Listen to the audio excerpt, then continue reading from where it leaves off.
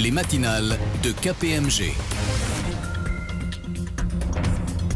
Bonjour à toutes, bonjour à tous. Soyez les bienvenus sur les ondes de Radio KPMG. C'est un plaisir de vous retrouver aujourd'hui pour faire le tour de l'essentiel de l'actualité comptable et financière du mois. Nous sommes le mardi 7 juin 2022. Au micro, Laurent Chilet et Hélène Modicom. Bonjour Laurent. Bonjour Hélène, bonjour à tous. En ce printemps, les projets de normes de durabilité fleurissent et c'est pourquoi nous avons choisi de consacrer notre dossier du mois à ce thème. Oui Hélène, réchauffement climatique, décarbonation des activités, droits humains, conditions de travail, éthique dans la conduite des affaires, etc. Les questions ESG sont à la une de l'actualité économique. Et donc logiquement, les principaux régulateurs se sont saisis des sujets ESG. Oui, les FRAG en Europe, l'ISSB à l'international et la SEC aux États-Unis viennent de publier leurs projets de texte qui sont en consultation jusqu'à cet été. Les entreprises doivent faire entendre leur voix car l'avenir du rapport de durabilité se joue maintenant. C'est donc le bon moment d'évoquer ce sujet sur nos ondes. Pour ce faire, vous accueillerez Hélène, dans quelques instants, deux associés de KPMG France, expertes dans ce domaine, Anne Garance et Sarah Bagny. Mais avant cela, Laurent, nous allons débuter cette matinale avec le journal de la rédaction.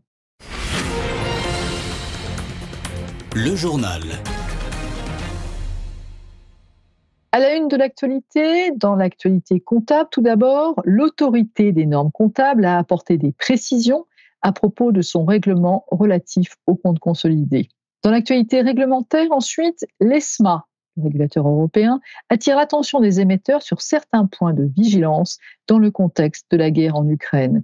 Et toujours dans cette actualité réglementaire, l'Agence française anticorruption a publié son guide des contrôles comptables anticorruption. À la fin de ce journal, nous ferons le tour des principales publications KPMG parues au mois de mai. Ouvrons ce journal avec l'actualité comptable française.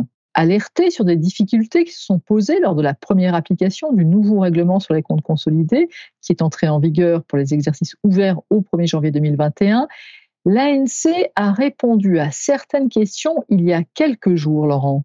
Oui Hélène, et l'autorité a aussi apporté des précisions. Parmi ces éléments de réponse, nous avons retenu celles qui nous ont semblé les plus significatives. Selon notre compréhension, le principe de substance s'applique aux comptes sociaux et aux comptes consolidés, sauf dispositions particulières dans le référentiel. Également, la convergence entre les comptes sociaux et les comptes consolidés est de principe, sauf à tenir compte de caractéristiques propres aux comptes consolidés. L'ANC confirme également le caractère prescriptif des états de synthèse consolidés qui ne peuvent être modifiés. Ainsi, il n'est plus possible de présenter un agrégat complémentaire au compte de résultat, par exemple EBITDA. Par exception, selon la recommandation 2022-02, il est possible à date de créer une ligne autres fonds propres au bilan. Par ailleurs, au 1er janvier 2021, les subventions d'investissement qui n'auraient pas été totalement amorties peuvent être reclassées en capitaux propres consolidés. Et enfin, le crédit d'impôt recherche peut continuer d'être présenté au sein du résultat d'exploitation dans les seuls comptes consolidés à titre transitoire pendant 3 exercices à compter de la date de première application du règlement sur les comptes consolidés 2020-01. Au-delà de cette date, le crédit d'impôt recherche devra être reclassé en diminution de l'impôt sur les bénéfices conformément au plan comptable général. D'autres informations à noter par nos auditeurs au-delà de ces précisions de l'ANC ? Oui, l'ANC souhaite également engager une réflexion pour faire évoluer les textes de référence sur certaines difficultés d'application, notamment la distinction entre les dettes, les capitaux propres et les autres fonds propres, ainsi que les opérations de restructuration, réorganisation de groupe et acquisition inversée. On va donc suivre le sujet. Toujours dans cette actualité comptable, l'arrêté semestriel du 30 juin approche même à grands pas, avec toujours malheureusement en toile de fond le conflit russo-ukrainien. Oui, et au-delà du drame humain, ce contexte troublé va compliquer le prochain arrêté. C'est pourquoi le régulateur européen a publié mi-mai une communication à destination des émetteurs afin d'attirer leur attention sur certains points de vigilance liés à la crise en Ukraine. Dans ce document, le régulateur européen les invite à communiquer, lors de l'arrêté semestriel, sur les impacts de cette crise dans leurs états financiers et dans leurs rapports d'activité. Mais nous n'en dirons pas plus aujourd'hui. Non, nous ne déflorerons pas le sujet aujourd'hui. Et nous vous invitons à suivre l'édition spéciale des matinales, diffusée le 13 juin prochain. Cette émission sera en effet consacrée à cet arrêté semestriel, en présence notamment de Marie Seller, directrice des affaires comptables de l'AMF. Poursuivons avec l'actualité réglementaire. L'ESMA s'est présentée à son exercice annuel traditionnel de publication de décisions prises par des régulateurs européens en matière IFRS. Nous vous rappelons que ces décisions ne constituent pas des interprétations officielles des IFRS, mais elles n'en constituent pas moins une source de doctrine utile et un point de référence pour l'autorité des marchés financiers. Cette année, Laurent, que trouve-t-on parmi les sujets traités ? On trouve par exemple la reconnaissance du revenu dans le temps, la présentation du produit d'un litige en revenu, le test de dépréciation d'une unité génératrice de trésorerie comprenant un droit d'utilisation IFRS 16, ou encore le changement dans la composition du poste de trésorerie et équivalent de trésorerie. Les auditeurs qui sont intéressés par ces décisions peuvent aller les consulter sur le site de l'ESMA. Restons dans l'actualité réglementaire. L'Agence française anticorruption, l'AFA pour ne pas la citer, a publié au mois de mai son guide sur les contrôles comptables anticorruption. Oui, ce guide a été élaboré sous la coordination de l'AFA, vous le disiez Hélène, avec le concours d'experts comptables, de commissaires aux comptes et de spécialistes en audit interne et en contrôle de gestion. Il prend la forme d'un recueil pédagogique non exhaustif, de bonnes pratiques et d'illustrations sur les procédures visant à s'assurer que les livres comptables ne sont pas utilisés pour masquer des actes de corruption ou de trafic d'influence. Et plus concrètement, que contient ce guide ? Concrètement, ce guide donne notamment des exemples d'opérations comptables qui peuvent requérir une vigilance renforcée. Par exemple, les procédures de contrôle des notes de frais, les procédures de vérification des opérations de mécénat, les cadeaux et invitations, en raison d'une exposition plus importante au risque de corruption. Face à ces situations jugées à risque, l'entreprise peut décider d'ajuster, approfondir ou compléter ses contrôles. Par ailleurs, suite à la parution du guide, on peut donc s'attendre à ce que l'AFA porte une attention particulière au contrôle comptable anticorruption en appréciant leur lien avec la cartographie des risques de corruption et l'environnement contrôle comptable et financier de l'entreprise dans son ensemble, y compris le programme de conformité anticorruption. Avant de clôturer ce journal, quels sont aujourd'hui vos conseils de lecture, Laurent ? Ce mois-ci, j'aurai un seul conseil de lecture. Allez visiter le site Financial Reporting in Uncertain Times Resource Center. KPMG International y a publié 2 nouveaux articles sur les incertitudes actuelles, notamment en lien avec la crise en Ukraine. Le premier article porte sur l'analyse du contrôle des filiales, coentreprises ou entités associées dans ce contexte. Et le second article est relatif aux difficultés liées au manque de convertibilité de certaines monnaies et leur caractère plus ou moins temporaire. Ce journal est maintenant terminé et je vous retrouve dans un instant avec nos 2 invités. Le dossier du mois. Depuis 2 ou 3 ans, les initiatives vertes fleurissent partout dans le monde. Un foisonnement légitime au vu de l'urgence climatique. Le rapport du GIEC, paru en avril dernier, confirme que nous devons agir vite et même très vite. États, entreprises, citoyens du monde, nous devons tous nous mobiliser pour sauver notre planète. Le Green Deal, c'est-à-dire l'engagement pris par l'Europe d'atteindre la neutralité carbone à horizon 2050, participe à ce flot d'initiatives, avec plusieurs dispositions réglementaires vertes. Au premier rang desquelles, le règlement sur la taxonomie européenne qui vise à encourager les investissements durables, la future directive CSRD qui concerne le reporting extra-financier en cours de normalisation par l'EFRAG en Europe. Au niveau international, l'ISSB réfléchit également à ces questions, sans oublier la SEC aux États-Unis. À tel point que les acteurs économiques peuvent être perdus dans le maquis de nouveaux textes ou de futurs nouveaux textes. C'est pourquoi il nous a paru indispensable de consacrer notre dossier du mois aux questions de responsabilité sociale, sociétale et environnementale, et plus particulièrement aux futures normes de durabilité. Nous le ferons aujourd'hui avec 2 associés de KPMG France, Anne Garance, responsable des activités ESG, et Sarah Bagnon, responsable notamment de la doctrine ESG au sein de la direction technique. Bonjour mesdames. Bonjour Hélène, bonjour à toutes et à tous. Bonjour à toutes et à tous. Je m'adresse tout d'abord à vous, Anne Garance. En juillet 2021, vous aviez déjà évoqué à ce micro le foisonnement d'initiatives dans le domaine de l'ESG, que ce soit au niveau européen ou international. Où en sommes-nous aujourd'hui ? Les choses effectivement ont bien avancé en un an. L'Union européenne prépare actuellement une directive sur le devoir de diligence dont l'ambition serait de mieux gérer les risques sur l'ensemble de la chaîne de valeur de l'entreprise. Alors dans les domaines de la santé, de la sécurité, de l'environnement et bien entendu des droits humains. Des débats sont actuellement en cours sur la directive, sur la publication d'informations non financières, un projet de directive révisé appelé CSRD pour Corporate Sustainability Reporting Directive est sur le point de voir le jour. Autre initiative significative en Europe, les travaux de normalisation du reporting extra-financier portés par l'EFRAG qui sont en cours.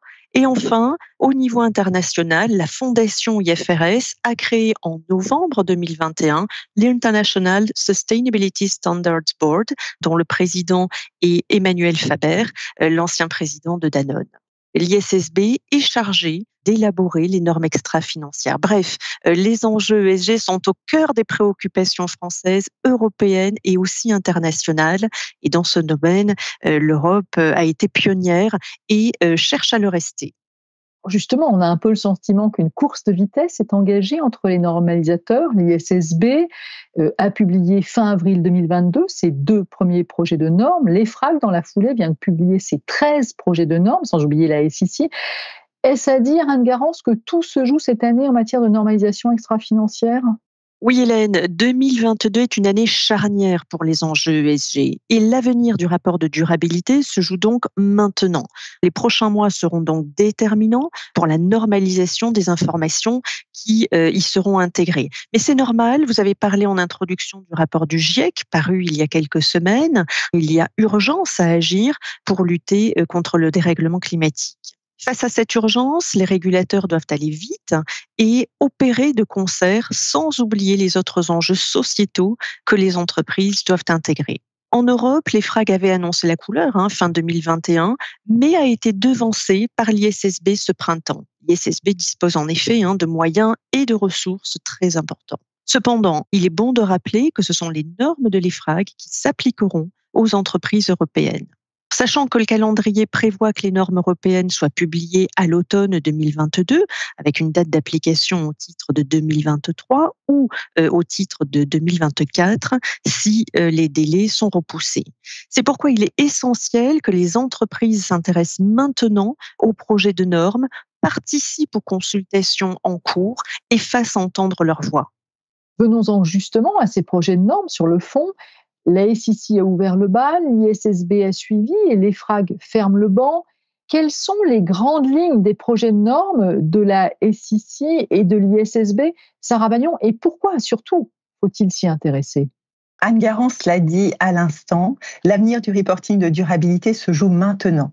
Et si nous évoquons ces 3 consultations publiques qui sont concomitantes, c'est parce que les commentaires de l'ensemble des acteurs façonneront les futures normes de durabilité et donc le reporting ESG.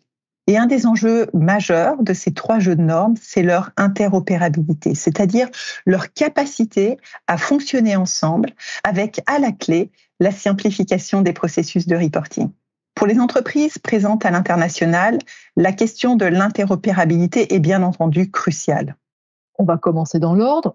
Que faut-il retenir des consultations de la SEC, Sarah ?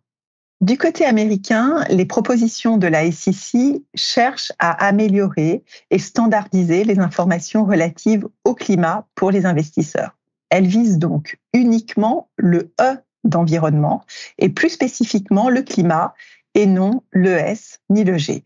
Elles concernent pratiquement toutes les sociétés cotées aux États-Unis. Et il est intéressant de noter que ces propositions comportent des informations à fournir à la fois dans le rapport de gestion, comme celle de l'EFRAG, et dans les notes annexes aux états financiers audités, et c'est une spécificité. Les informations quantitatives qui seront données dans les comptes seront auditées et soumises aux obligations de contrôle interne de la loi Sarbanes-Oxley. Dans le rapport de gestion, il y aura notamment des informations relatives au scope 1 et 2, des émissions de gaz à effet de serre, c'est-à-dire les émissions directes et les émissions indirectes de l'entreprise. Et ces informations seront à fournir dès 2023 ou 2024 selon la taille des émetteurs et soumises à vérification un an plus tard. La plupart des sociétés seront également amenées à communiquer sur les émissions de scope 3 si ces émissions sont importantes ou incluses dans un objectif de réduction des émissions de gaz à effet de serre. Ce qu'on appelle les émissions de scope 3, ce sont toutes les émissions indirectes qui se produisent dans la chaîne de valeur à la fois en amont et en aval. Avec le risque que les investisseurs américains demandent les mêmes informations aux sociétés européennes. Qu'en est-il maintenant du côté de l'ISSB? De son côté, l'ISSB a pour objectif de créer une base de référence mondiale pour les rapports de durabilité, en privilégiant les attentes des investisseurs.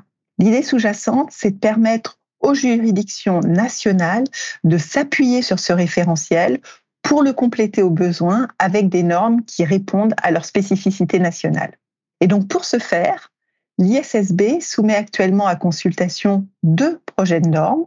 Le premier pose les exigences générales du reporting extra-financier, le cadre finalement dans lequel les entreprises communiqueront sur tous les sujets pertinents en matière de durabilité et pas seulement le climat. Et le second exposé sondage couvre les questions de reporting climatique et s'appuie sur les recommandations de la TCFD, donc la Task Force on Climate-Related Financial Disclosures. En termes de calendrier, ces propositions sont soumises à consultation jusqu'au 29 juillet 2022 et il est prévu que les normes soient publiées par l'ISSB d'ici la fin de l'année 2022. Quel est l'esprit des projets de normes préparés par l'ISSB? Ces normes de l'ISSB ont pour objectif de donner des informations qui éclairent sur la façon dont les entreprises créent de la valeur à long terme.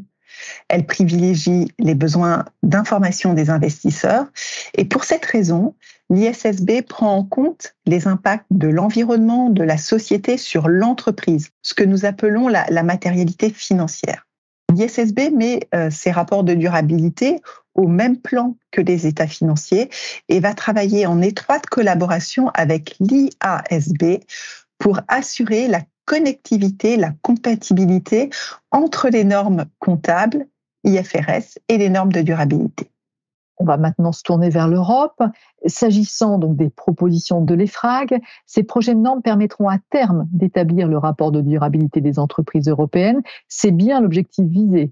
Oui, c'est bien la feuille de route de l'EFRAG. Pour rafraîchir rapidement la mémoire de nos auditeurs, la CSRD, qu'Anne a évoqué tout à l'heure, remplacera un jour la directive actuelle, qui a donné lieu à la déclaration de performance extra-financière ou DPEF en France. En conséquence, cette DPEF disparaîtra bientôt et sera remplacée par le rapport de durabilité. L'objectif visé est d'apporter en Europe une meilleure comparabilité et une plus grande transparence des informations extra-financières, et ce, dans un avenir proche. Mais à qui ces nouvelles dispositions en matière de reporting extra-financier s'appliqueront-elles et à partir de quand, Sarah ?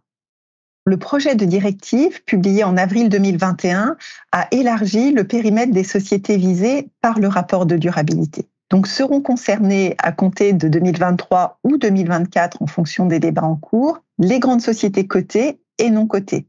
Et par grande société, on entend une entité qui dépasse 2 des 3 critères suivants sur une base consolidée, à savoir 20 millions d'euros de total bilan, 40 millions d'euros de chiffre d'affaires, 250 salariés. Et ce, quel que soit le statut juridique de l'entreprise. Donc, toutes les sociétés ayant une forme commerciale seront désormais concernées. Seront également concernées à compter de l'exercice 2026 les petites et moyennes sociétés cotées. Donc, finalement, demain, c'est globalement plus de 50 000 entreprises européennes qui seraient visées par cette nouvelle directive, alors qu'aujourd'hui, 11 000 sociétés environ le sont. Un périmètre qui s'élargit donc de manière très significative. Et quelles seront les nouvelles obligations des entreprises européennes ? Les entreprises européennes visées devront établir un rapport de durabilité qui sera inclus dans le rapport de gestion et vérifié par un tiers externe avec un niveau d'assurance modéré dans un premier temps et raisonnable ensuite. Peu de changements prévus sur ces points pour les sociétés françaises.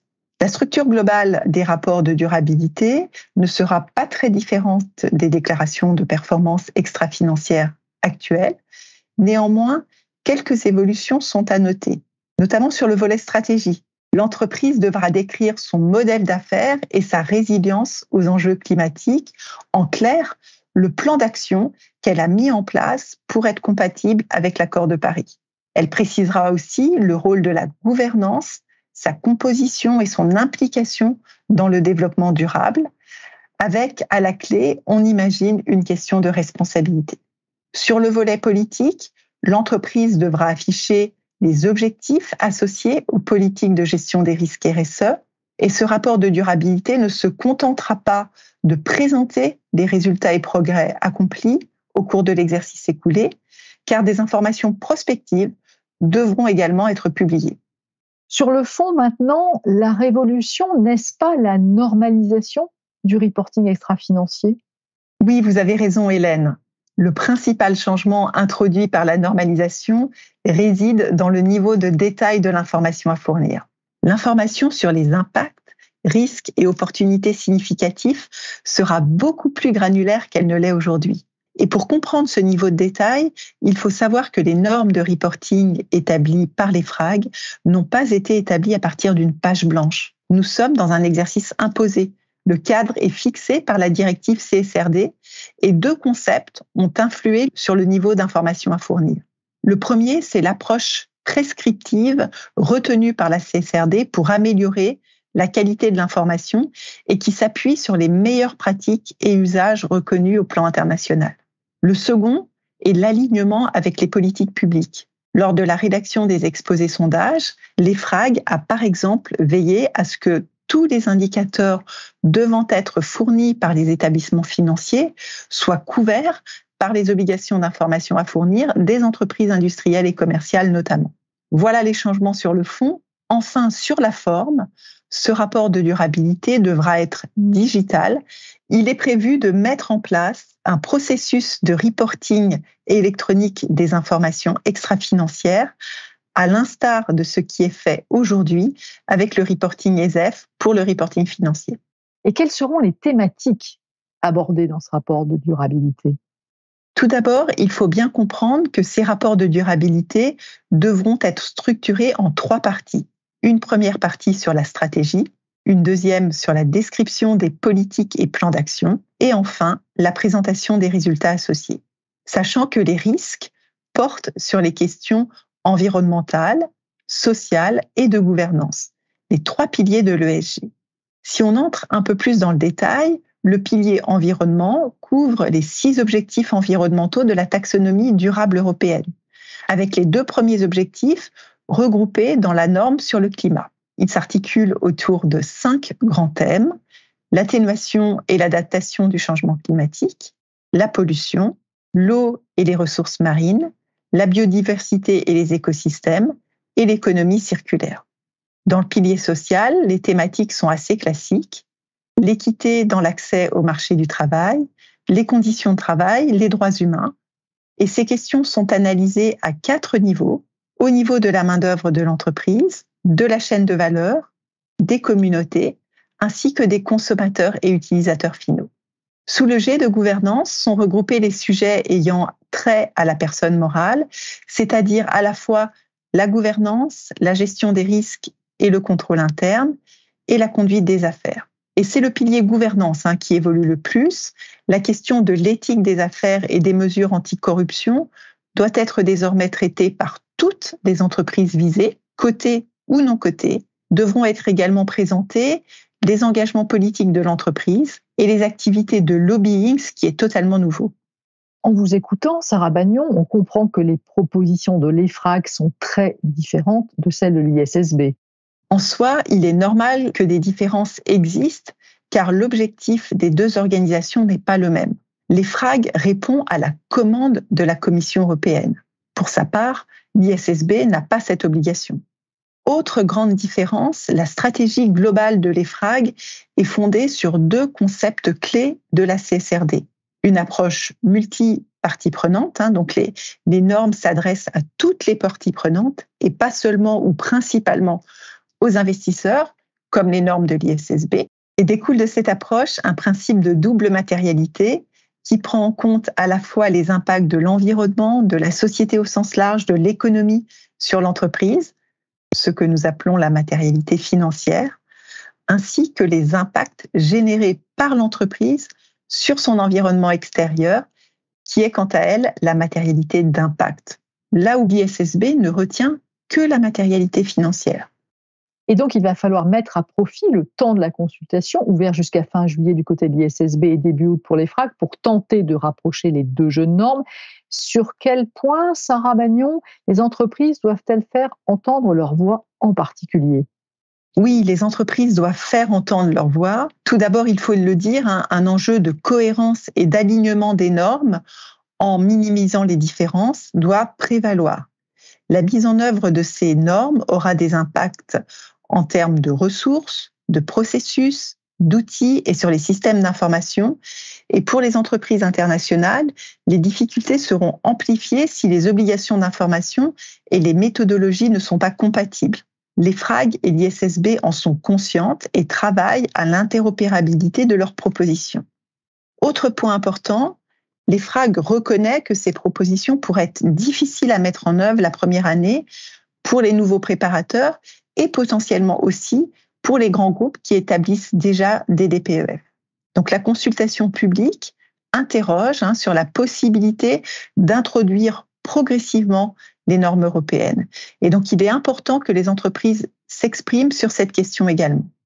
Enfin, et c'est le sens de l'histoire, la gouvernance de l'entreprise va être de plus en plus impliquée et responsabilisée dans le suivi des enjeux ESG. On peut donc penser que le comité d'audit va devoir s'intéresser de près à ces questions. Et je m'adresse et je me tourne de nouveau vers vous, Anne Garance. Oui, Hélène, les missions du comité d'audit devraient davantage porter sur le rapport de durabilité. Alors désormais, au même titre que nous constatons que les directions financières s'intéressent de plus en plus aux sujets extra-financiers, eh bien, le comité d'audit devra également suivre le processus de reporting des informations extra-financières, s'assurer de l'efficacité du contrôle interne en matière de risque ESG de l'entreprise et enfin suivre le contrôle légal du rapport de durabilité et d'informer le conseil d'administration des résultats de cette vérification ou audit externe. Dernière information importante, selon le projet de texte, le comité d'audit serait également chargé du suivi du processus de reporting électronique des informations extra-financières. Une question qui est importante et qui est tout à fait légitime, comment les entreprises réagissent à ces évolutions normatives et quels conseils avez-vous à leur prodiguer pour bien se préparer ? Elles sont inquiètes en vue de la quantité de nouvelles informations attendues et du peu de temps finalement dont elles disposent pour s'y conformer. Mais comme souvent, une bonne anticipation est la clé du succès. Pour les entreprises nouvellement soumises, nous les encourageons à débuter la préparation du rapport de durabilité dès l'exercice 2022 afin de structurer la démarche en interne et d'identifier les potentiels points de difficulté. Pour les entreprises qui étaient déjà soumises au dispositif DPEF, eh bien, nous les encourageons à bien identifier les nouvelles informations à communiquer afin d'enrichir leur communication. Plus précisément, de réaliser un diagnostic cet automne pour identifier les éléments potentiellement manquants. À se préparer aussi aux questions des comités d'audit et potentiellement de l'AMF. Et enfin, à travailler en collaboration avec leur organisme tiers indépendant, leur OTI, afin d'anticiper la vérification des informations nouvellement communiquées et peut-être prévoir des audits à blanc. Mais au-delà du rapport de durabilité dont nous avons longuement parlé dans cet entretien, c'est la stratégie même des entreprises qui va devoir être repensée pour décarboner leur activité. Les sujets ESG vont être au cœur de la stratégie des entreprises. Qu'observez-vous, Anne, dans les groupes ? Actuellement, un mouvement s'opère au sein des groupes. Le reporting extra-financier sort de la sphère des directions RSE et passe dans les mains des directions financières. Car ne l'oublions pas, l'information extra-financière et financière ont vocation à converger. Ce mouvement fait donc sens et à terme, les directions RSE se consacreront à la stratégie et à la transformation potentielle des business models. Et au-delà de la normalisation de l'information extra-financière et du reporting de durabilité, qui sera un outil de pilotage, eh bien l'ESG devient un sujet de transformation. Certains grands groupes ont d'ailleurs fusionné leur comité RSE et stratégie.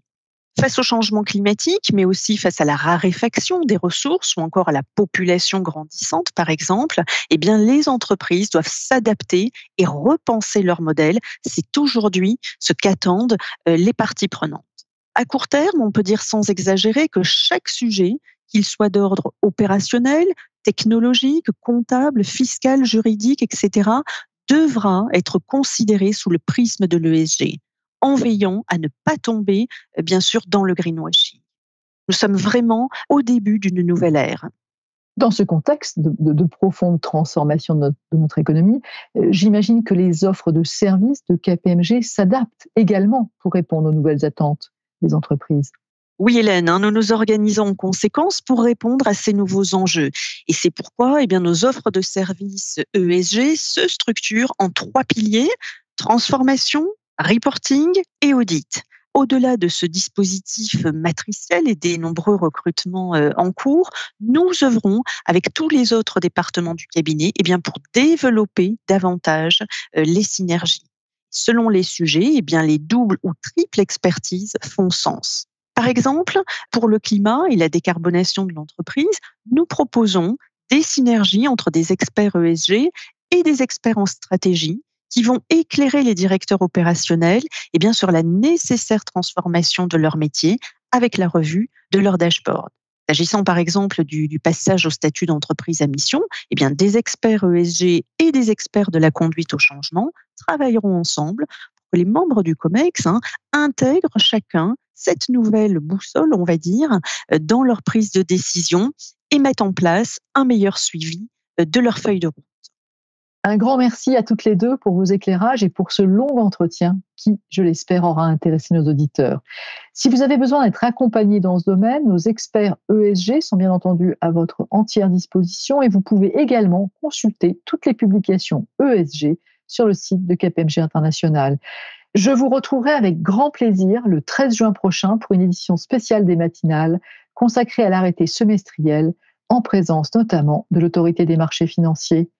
À très bientôt donc. Les matinales de KPMG.